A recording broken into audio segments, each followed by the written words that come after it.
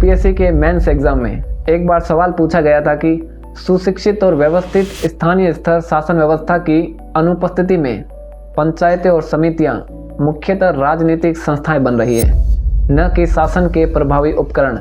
इस पर चर्चा कीजिए। अगर मैं इस प्रश्न को सीधे सीधे समझाऊं तो ये प्रश्न ये पूछ रहा है कि ये जो संस्थाएं है वो अपने विकास के उद्देश्यों को पूरा करने के बजाय राजनीति ज़्यादा करने लग गई है। इस प्रश्न का जो भाव है वो हमारे गांव में साफ साफ दिखाई दे रहा है।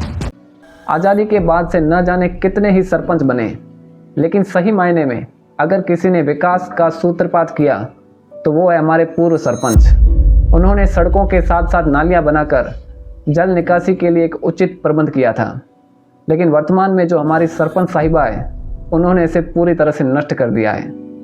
पूर्व सरपंच और वर्तमान सरपंच की अगर तुलना की जाए तो दोनों ही अलग अलग विचारधाराओं के समर्थक हैं। हालांकि इसका अर्थ ये बिल्कुल भी नहीं है कि एक सृजनशील है तो दूसरा ध्वंसात्मक प्रवृत्ति का है, बिल्कुल भी नहीं। चलो मैं आपको पूरी बात बताता हूँ। हुआ ये था कि 2023 में प्रत्येक परिवार को नल कनेक्शन देने के लिए इन्होंने पाइपलाइन बिछाई, जिस वजह से सड़कें तोड़ दी गई। गंदा पानी निकासी की जो नालियाँ थी वो भी तोड़ी गई। अब सारा पानी गलियों में इकट्ठा हो रहा है। गांव के अंदर के मुख्य मार्गों की हालत तो इतनी ख़राब हो गई है कि वो चलने लायक भी नहीं बचे। और उस वक्त सरपंच साहिबा ने कहा था कि वो वापस इन नालियों और सड़क की मरम्मत करवाएगी, पर वास्तविकता ये है कि उन्होंने अभी तक कुछ नहीं करवाया। कुछ समय बाद हमारी सरपंच साहिबा को लगा कि पानी के नल तो दे दिए गए हैं, अब क्यों ना सीवरेज बिछाई जाए। एक बार फिर बची खुची जो सड़कें थी वो वापस सीवरेज निर्माण करके तोड़ दी गई। पता नहीं क्यों ये भारत देश का दुर्भाग्य है कि यहाँ पर हमेशा सड़क बनने के बाद ही पाइपलाइन और सीवरेज बिछाई जाती है। जो पानी के लिए नल कनेक्शन दिए गए उनमें आज तक पानी की एक बूंद तक नहीं आई और कई लोगों से नल कनेक्शन के नाम पर 2-2 हज़ार रुपये लिए गए। बाकायदा उनको इसकी रसीद भी दी गई, जबकि नल कनेक्शन पूरे गांव में फ्री दिए गए हैं और एक बड़ी धनराशि आज तक वापस नहीं लौटाई। चलो ऐसा मान लेते कि इनके वो प्रीमियम मेंबर हैं, कम से कम उनके नल में तो पानी चालू कर दो। और ये जो आप फोटो देख रहे हो, यहीं से इसी जगह से सीवरेज बिछाई गई है। सीवरेज निर्माण करने वाले उस ठेकेदार ने इतनी तानाशाही की कि उसने यहाँ तक बोल दिया था कि मेरा काम सीवरेज निर्माण करने का है, इस सीवरेज में नालियों के कनेक्शन जोड़ना नहीं है। इसलिए उसने नालियों को सीवरेज से जोड़ा ही नहीं।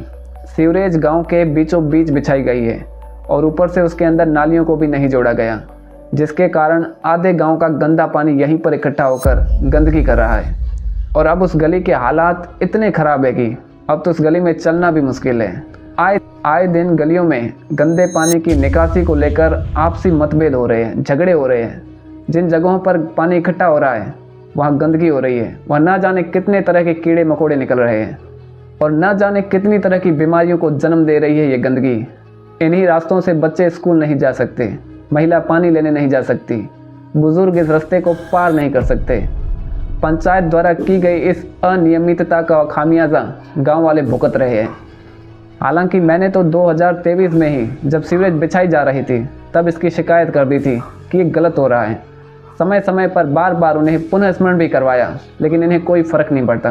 एक बार तो इन्होंने ऊपर अपने अधिकारियों को झूठ जवाब दे दिया कि समस्या का समाधान हो गया है। फिर वापस जब डंडा किया तो इन्होंने आदर्श आचार संहिता का सहारा लिया कि अभी आचार संहिता लगी हुई है, हम कार्य नहीं करवा सकते। और अब ये बोल रहे हैं कि बजट नहीं है।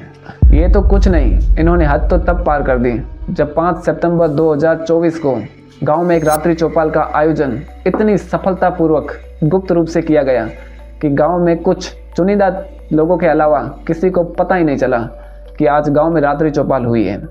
फिर रात को 10 बजे के आसपास गांव के किसी व्हाट्सएप ग्रुप में एक एप्लीकेशन सामने आती है जो कि इस रात्रि चौपाल में जिला कलेक्टर के नाम पर लिखी गई थी, जिसमें 2 लाइनों के अंदर 2 समस्याओं पर लिखा था कि हमारे गांव में बिजली और पानी की समस्या है।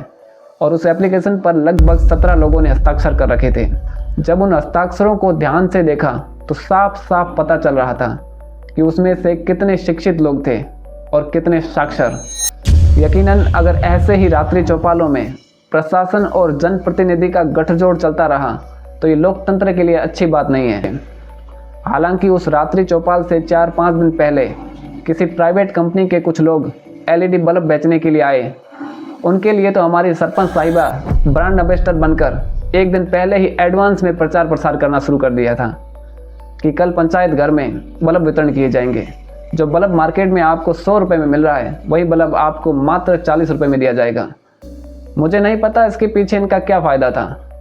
अगर उद्देश्य जन सेवा ही था तो 4 दिन बाद आयोजित होने वाली उस रात्रि चौपाल की भी जानकारी दे देते हैं। हम लोग अक्सर बात करते हैं उत्तरदायित्व की, जवाबदेहिता की, पर इस बात को हमेशा भूल जाते हैं कि जहाँ पर सवाल करने वाला कोई नहीं होता ना, वहाँ पर जवाबदेहिता स्वतः ही मर जाती है। मैं हमारी सरपंच साहिबा से उम्मीद करता हूँ कि आप मुख्य दर्शक बनकर समस्याओं को देखोगे नहीं, बल्कि बहुत जल्द इनका निराकरण भी करोगे। नमस्कार, मैं हूँ संजय सुधार। ले फिर आ गए सब राज्य खुशे। हाँ, तेरे को क्या लगता था कि नहीं लौटेंगे? गलत। जब तक तोड़ेंगे नहीं तब तक छोड़ेंगे। बहुत लंबा दंगल चलेगा रे तो